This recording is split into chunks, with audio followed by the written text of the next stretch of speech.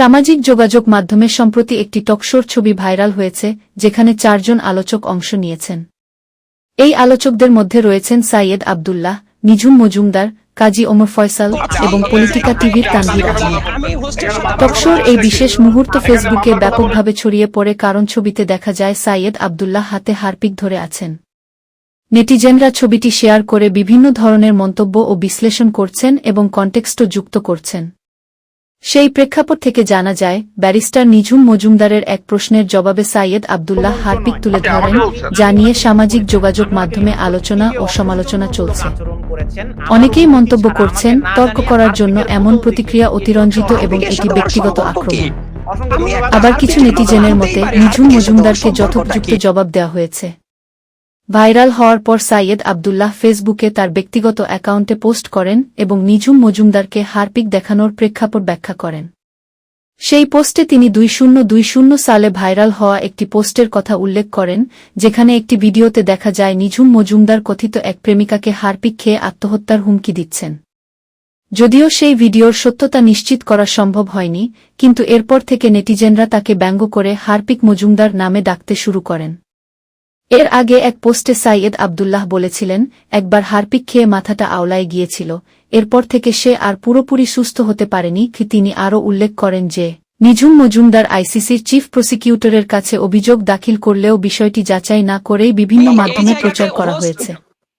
এছাড়া গত 5 জুলাই ঢাকা বিশ্ববিদ্যালয়ের কোটা সংস্কার আন্দোলনের সময় নিঝুম মজুমদার সহ আরও অনেকের বিরুদ্ধে আওয়ামী লীগ ও ছাত্রলীগের নেতাকর্মীদের উপর হামলার ঘটনায় মামলাও করা হয়েছিল। জানা যায়, ব্যারিস্টার গোলাম মারুফ ওরফে নিঝুম মজুমদারকে অনলাইনে সকলে চেনে লন্ডন প্রবাসী একজন ব্লগার হিসাবে। পাশাপাশি আইসিএসএফ, ইন্টারন্যাশনাল ক্রাইম স্ট্র্যাটেজি ফোরামের বহিষ্কৃত কর্মী। সেই সাথে সামাজিক যোগাযোগ মাধ্যমে লেখালেখির সুবাদে তার আরও বিভিন্ন পরিচয় রয়েছে।